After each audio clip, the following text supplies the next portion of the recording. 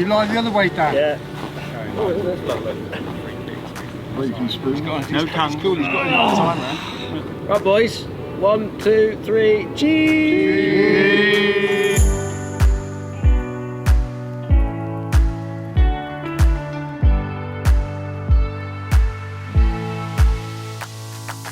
Well, good morning everybody and welcome to another Sunday morning. Today's golf course, this week's trip, Turkey. Out here with James Ruth, we're running kind of like a coaching trip, but also a Ryder Cup series. So we've had 3 fantastic days already out here. Today we're at Lykia Links and we're doing a break par series. And one of the things that I wanted to talk about with James out on the golf course is distance off the tee, most certainly getting yourself up there as far as possible. We are playing Lykia Links off the back tees, which is playing in at 7,500 plus yards. Longest golf course I think I've ever played. It's one of the longest golf courses even James says he's ever played. I know that there's some out there at around 8,000 yards, certainly out in the States, but course rating out here is 78, so 5 over par is the course rating. So that's what James and I, as pros, as scratch golfers, would, let's say, look as our par around this golf course. But yeah, so we'll catch up with James in just a minute, give you a few shots of Lykia Links.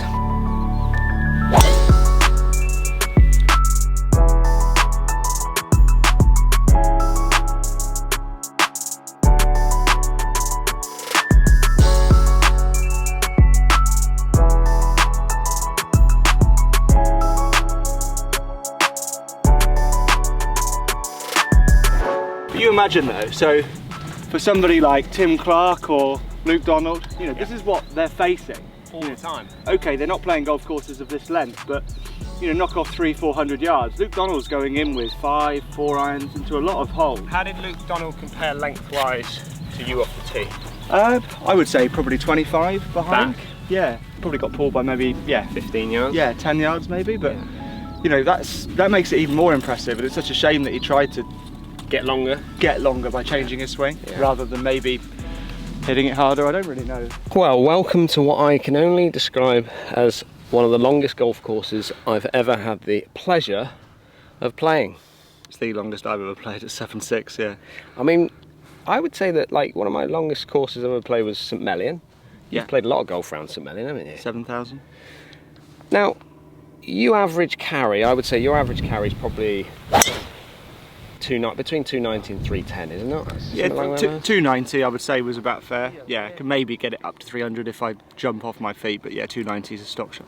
Over the years, how important has distance been in the game for you? And what I mean by that is, like, you played to the elite amateur level, at a very high level. You got onto tour, so you saw what the bigger boys were doing, let's say, but you've also had to rein it back in some ways because you've then gone from tour level to then do your PGA and play more regional golf, PGA Cup, things like that. How important has distance been for you? Yeah, first couple of years in regional golf I found really tough because you can't really hit drivers. A lot of the courses you're hitting irons in, long irons off the tee, and then it leaves a lot of wedges, and you know, wedges hasn't always been my strong point. Maybe over the last year that's a part of my game that I've really worked hard and improved on. But you know, you come to a course like this today, you know, you're hitting driver 7-iron, driver 6-iron, which is kind of normally my strength. But yeah, it just shows, you know, guys on tour don't play courses this long, but you know, finding that extra 30 yards, somebody like Luke Donald, I was just saying on the green previous, you know, him getting to number 1 makes it even more impressive when you play a golf course like this. And you know, he's going in with 6-iron, 5-irons to a lot of par 4s when he likes some McIlroy's hitting in a wedge. So yeah, distance is a huge thing. I played Alvaro Quiros as an amateur, and he had another 40 on me. And yeah, okay, maybe he wasn't the straightest, but on the days he drove it straight, he'd be impossible to beat because he's flicking in a wedge into a par 4 and you're hitting short irons into par 5s. And if you're going in with 4 irons, it doesn't matter how good you are, that's such a big advantage for him.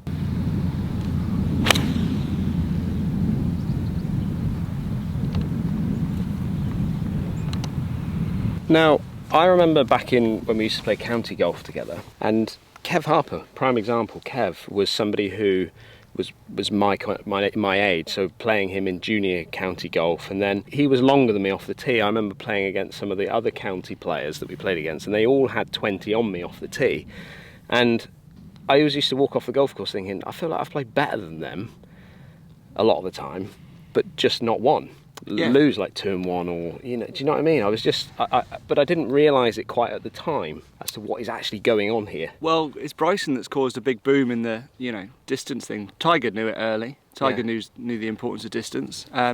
You only need to. You caddied for your brother at Wentworth, didn't you? And I remember speaking to Paul when he came back from there, just saying, I'm hitting 5 and 6 irons in. I'm hitting good shots, but they're going over the back, or tight pins you can't get at. And your McIlroys, your John Rahms, they're clipping wedges in, and it doesn't matter really where the pins are with those guys when they're clipping wedges in, but hitting 5 irons and 6 irons in, it makes the game so much tougher. And even for your level of golf, which is an extremely high level, the importance of short game on a big golf course like this, a big tour golf course, is so important as well, isn't it? Because you're not always going to hit, when you're going in with 4 irons and 5 irons on a regular basis, let's say onto par 3s or par 4s, you're not going to hit all the greens.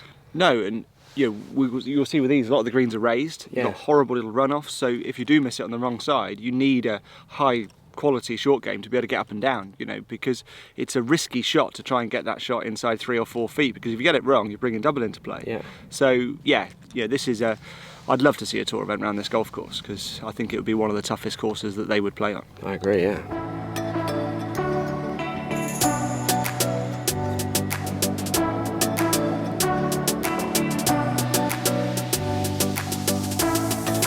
This place is absolutely... There's the hotel, Sueno Deluxe Hotel, which is where we're staying. Absolutely huge, and as I'm kind of walking around here, they're doing a lot of maintenance, so getting themselves ready for the summer. These are all... I've been wandering around here now for a few minutes, and these are all pools. And if we get further out, you'll be able to see the water slides and everything else that's going on, and I'm heading out towards the beach. One other thing I wanted to mention about the golfing world, I think I saw a tweet, or someone told me about a tweet. Ewan Murray has been cancelled or is retiring from Sky.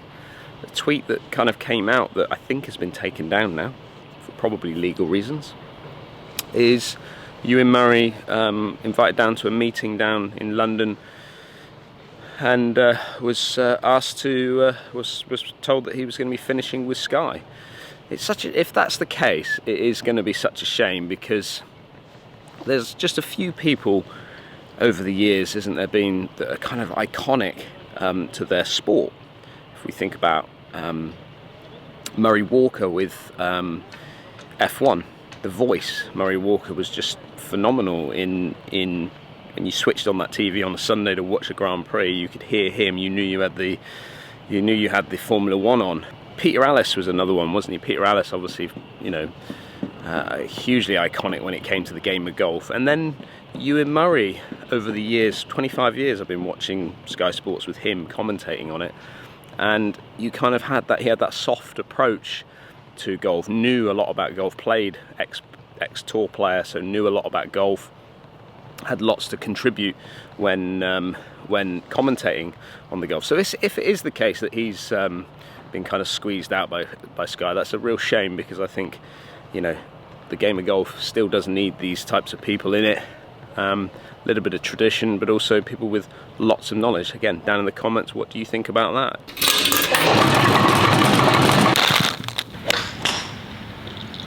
Good morning, Sean. Good morning, Dan. Welcome to the Sunday morning. Are you a Sunday morning show watcher? Well, I do watch it every single time, but not when it comes out live, because I'm always working Sunday morning. Oh, you're always busy. Absolutely, yeah. I watch it later when I get home. Your first time golfing in Turkey? Absolutely, first visit at all to Turkey. So I've been absolutely amazed at the facilities here. It's February, but it's been sunny all the time. Obviously, you can't guarantee that whenever you come, if you come at other times of the year, but it's just a beautiful haven of golf courses, all of them of phenomenal standards that you really wouldn't find. Which is your favourite that we've played so far, would you say? I would say it was yesterday's, which was Sultan PGA. Yeah, the PGA at Sultan. It was very challenging. Yeah. Lots of water, but it actually gave you a chance because the fairways were reasonably wide, so didn't lose too many balls, which was good. And Made a couple of birdies, a few pars, really happy with the way I played. Now this isn't your first DHG trip, is it? Because you came out to La Manga with us. Yeah, it was a slightly more intimate trip that. There was 9 of us who came out with the coaching staff, and we had a superb time. And it shows how much the popularity of the coaching that we did sort of in terms of the numbers that are here in Turkey. I mean, there's 20 of us here. Yeah, in there Turkey, is. Yeah, and it's a good outing. It's fantastic banter, really lovely set of lads. Yeah, and we're learning so much. And you come out on your own, haven't you? So you're getting to know people for the whole week. How's that gone? I mean, both times it's been absolutely no problem with this. But there's a few people who come in groups, but there's about 7 or 8 of us who've come as singles, and it's absolutely no problem meeting new people. Everybody's good, great communicators, have great times off the course and on. It's been a fantastic trip. All inclusive as well. All inclusive, yeah. Got to be careful with all the alcohol. It's a good week to get a hole in one, isn't it? Yes, it will be a good week. I nearly saw one actually. You did nearly see a couple of days one. ago with Dan doing his vlog at the what is it? A Lykia Links. Lykia Links, yeah. It was literally about 4 inches short. Another. Do you know what? It actually hit the flag. Did it? Yeah. It nestled up against the flag and sort of wobbled around it. But that would have been a delight to have seen that on camera. Even live, it would have been superb. Drive down, almost feel like you're going to hit like a little low squeezy cut. There you go. What's the golf shot there? Oh, go in. Go in. Go in. Oh my god. There's life in the old dog, isn't there? Like there is hints of it there. Yeah, take me with you. Yes. Well, whilst we're on the subject of power, you and I were talking in the bar last night over a couple of G&Ts. We were. Power. You've been playing county golf for how many years? First started at 19, finished first team golf at 48, so I had a long spell. Long spell. And obviously being James's dad, you've seen him evolve as well as a golfer. But how do you think the game of golf has changed, certainly at elite amateur level? Dramatically. Yeah? Dramatically. Now everybody's so much fitter. In my day, early days of playing county golf, very few full-time golfers. Everybody worked. Yeah. Everybody had a full-time career. And eventually there was a move of some younger guys coming through who were fitter, stronger, and there was a distinct change even in my maybe early 30s where you suddenly saw full-time amateur golfers, yeah, but behaving like professionals, right. And that was the start of it. Now these golf courses are long, and we've played some courses out here in Turkey this week. When you start looking at the back tees, they're 7,500 yards long. Yeah. And that is where your 5-wood out down, isn't it? Gets worn out, doesn't it? You can see why the face of my 5-wood's got a little mark in the middle of it. But yeah, I mean, it has changed, hasn't it? It's changed massively, and the game, and I remember playing certainly with you in county golf, and the golf courses, the players we were playing against, I'm saying this as James, you know, was I felt like I was as good as them, but never quite, they would beat me 8-9 times out of 10. And you'd walk off going, well, what was it? Yeah. You know, and it just was that extra little bit off the tee, club less coming into the greens, and over a period of time, over a season, it takes over, doesn't it? Well, I think I would agree with you, and so we probably were proficient in our day because we concentrated on our short game. Yeah. And that was the only way we could compete. And I have many memories of short game sort of occasions, but now I think the golf is getting wider. You've seen it, I see it, and suddenly it's not 10 or 20, it's 50 or 60, or even more. Different game. We're hitting long irons or rescues, and they're hitting wedges, and suddenly you're up against it. Oh well, it doesn't matter how good your short game is. If Sevi was here, it still wouldn't make any difference. Going to put you under a little bit of pressure. Oh, here we go. Got the full crew now looking on. Yeah. Power is one thing on the golf course. I want you to talk us through exactly how you get that ball out just that little bit further. Yeah. But I also want you to show everybody here how you play that little shot that you just want to get it into the fairway, both with driver. So I'm going to go for the low one. First thing I've done is tee the ball right down. So I'm looking to hit it at about 85% of a normal driver, just because you want to take the spin off it. And that's 85% of the speed? Yeah, correct. Yeah. Yeah, so the more you take the speed out of it, the less spin you're going to have. So just purely by pegging it down? Pegging it down. Ball position change? Ball position is probably a hair further back, but it's not something I predominantly focus on. Okay. And the only other thing is really feeling like I keep my chest on top of it, like as if I was going to take a penalty in football, rather than leaning back and skying it over the bar. I'm keeping that chest over the ball, so it's going to drill that really low. So what distance is that going to fly in comparison to It's going to fly about 260. 260. And now we're going to move into the bigger one. Yeah. So this is the one where you want to get a little bit more out of it. How far are you looking to carry this? 295, 300. 295 to 300. Okay, Yeah. talk me through what we're going to do. So first of all, the tee height is double, if not triple as high. Yeah. Because I'm looking to launch that ball up, moving the ball position a hair up, and I'm tilting my pelvis backwards. Okay, so using your shoulders as kind of like a launch pad. Correct, yeah. Yeah, as a feeling to get that. Yeah. Right, okay, let's see it.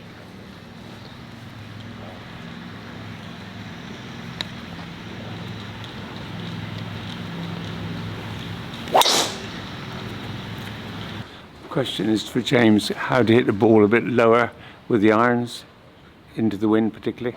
If I was to just hit a stock 4-iron,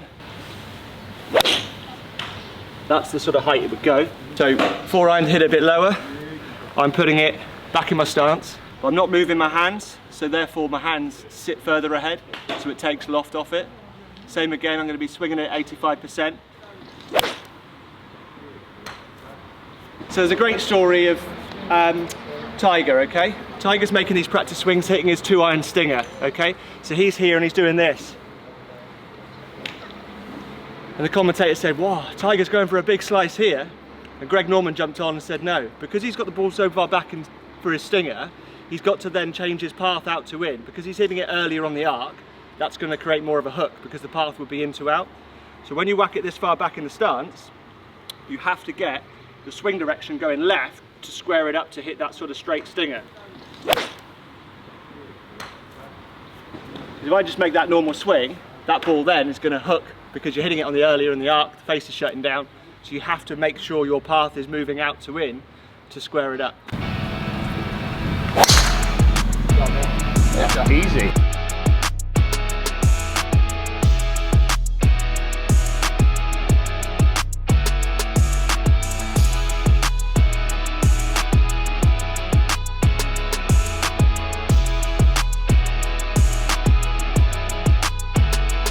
Well, there it is then, James. An end of a fantastic week in Turkey. Results didn't go USA's way, however, Europe. 11.5, 8.5. Is that the score? Indeed. I think, all in all, I think the boys have had a fantastic trip. Yeah. I think the golf courses have been absolutely spectacular. And like you said a moment ago, if Carlsberg did golf trips, that would be it. This would be it. Look at that view behind. Absolutely fantastic. I hope you enjoyed this video. Don't forget, if you're new to the channel and you like what you're seeing from these videos, make sure you hit that subscribe button, and we'll see everyone again very soon.